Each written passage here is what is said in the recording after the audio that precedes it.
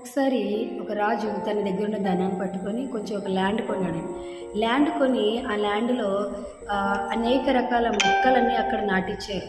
అంటే పండ్లు, కూరగాయలు అన్ని రకాల ఎన్నైతే రకాల మొక్కలు ఉన్నాయో అన్ని రకాల మొక్కలు అక్కడ వేపించి ఒక రైతును పెట్టి ఆ మొక్కలకి కావాల్సినంత ఎరువులు, నీరు అంతా పెట్టమని కొంత ధనాన్ని ఇచ్చారు. అయితే ఆ రైతు చాలా నమ్మకంగా ప్రతిరోజు ఎరువేస్తూ, నీరు పెడుతూ, భూమిని సాగు చేస్తూ మొక్కలన్నీ మంచిగా పెంచుతూ ఉన్నాడు. ఒక రోజున కొన్ని సంవత్సరాలు గతించిన తర్వాత ఆ రాజు వచ్చాడు. ఆ రాజు వచ్చి ప్రతి చోట ప్రతి చెట్టునున్న ఫలాలు తీసుకోవడం కొరకొని వచ్చి ఒక్కొక్క చెట్టు దగ్గరికి వెళ్ళి ఒక్కొక్క ఫలాన్ని చూస్తూ ఉంటుంటే ఏ చెట్టు కూడా ఫలం లేదంట. అదేంటి, ఎందుకు ఫలాలు లేవు అని చెప్పి జామ చెట్టు దగ్గరికి వెళ్ళి జామ చెట్టుని అడిగితే అది సాకు చెప్తుందంట, నేను మామిడికాయ అంత అందంగా లేను కాబట్టి, నేను ఇలా చిన్నగా ఉన్నాను కాబట్టి నాకు కాయలు అనిపించలేదు, అందుకే నేను కాయలేదన్నది. మామిడికాయ దగ్గరికి వెళ్తే అదిగో వాటర్ మిలన్ అంత పెద్దగా ఉంది, నన్ను ఎంత చిన్నగా చేశాడు, అందుకే నేను కాయడం మానేసాను. గ్రేప్స్ గుత్తుల దగ్గరికి వెళ్ళి అడిగితే ఆ గ్రేప్ అన్నదంట, అన్నీ చక్కగా మంచిగా ఉంటే నేను పొలగా ఉన్నట్టు ఉన్నాను, అయినా నాకేంటి ఇలా ఉంది, నా పొజిషన్ నాకు నచ్చలేదు, అందుకే నేను కాయలేదని.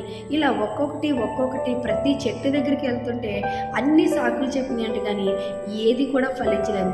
చివరికి ఆ రాజు చాలా బాధపడుతూ నిరాశతో ఇంక వెళ్ళిపోదాము, అరే ఇన్ని సంవత్సరాలు నేను ఈ మొక్కలన్నిటి కొరకు ఇంత ధనాన్ని పంపిస్తున్నాను, ఇంత ఎరువేస్తుంటే ఇవన్నీ ఫలించకుండా అయిపోయినాయా అని చెప్పి నిరాశతో బాధపడుతూ వెళ్తుంటే ఒక స్థలం దగ్గరికి వెళ్ళేటప్పటికి రాజు ఆగిపోయాడు.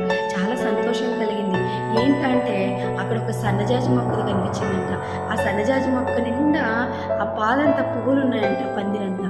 ఏంటి ఇంత బాగా ఉన్నాయని ఈ సన్నజాజి మొక్కని వెళ్ళి అడిగారంట.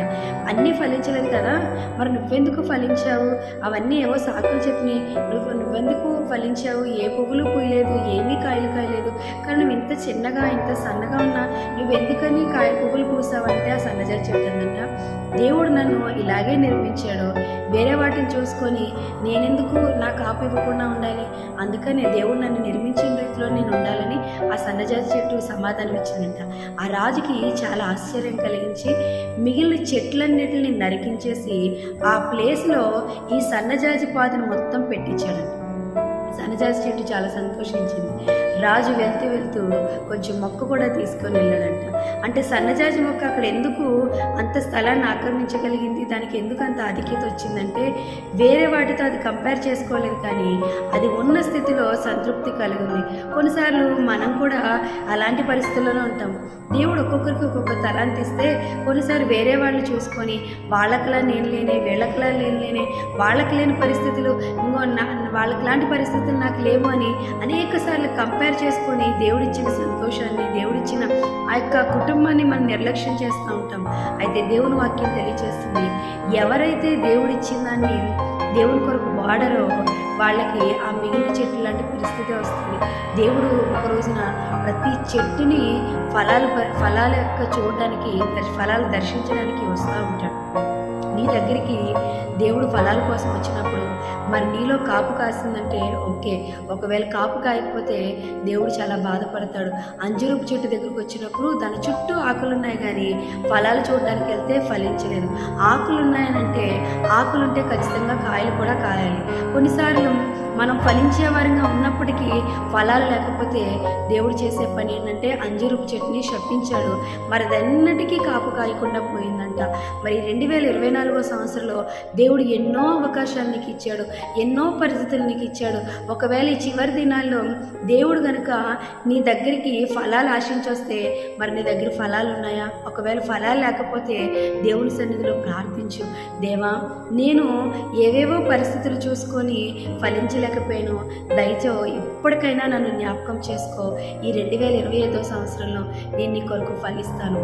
దేవుడు నీకు ఏ తలాంతి ఇచ్చాడో, దేవుడు నేను ఏ పరిస్థితుల్లో పెట్టాడో, నువ్వు దేవుని కొరకు ఎలా ఫలించాలని దేవుడు ఆశపడుతున్నాడో దాని పరిధిలో నువ్వు ఉండి దేవుని కొరకు నమ్మకంగా నువ్వు ఆడపడగలిగితే నీకున్న స్థితి కంటే దేవుడు ఇంకనూ నీ సరిహద్దులను విశాలపరుస్తాడు. మరి ఎబ్బేజు యొక్క సరిహద్దులను దేవుడు విశాలపరుచున్నాడు. 2025వ సంవత్సరంలో కూడా దేవుడు నీ సరిహద్దులు విశాలపరుస్తాడు. కీర్తన 21 6వ వచనం, 21వ కీర్తన 6వ వచనంలో ఒక మాట ఉంటుంది, నిత్యము ఆశీర్వాదకారకులుగా ఉండుటకు నీవు అతనిని నియమించి ఉన్నావు.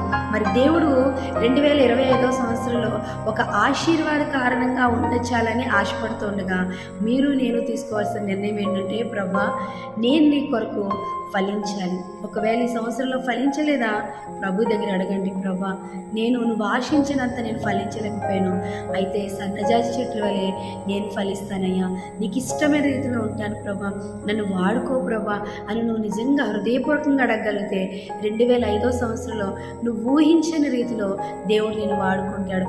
ఒకవేళ ఫలించకపోతే మరది ఆ స్థితి బహుభయంకరం.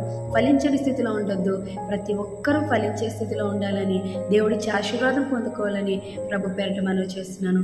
దేవుడి మాటలు దీవించునుగాక. ఆమేన్.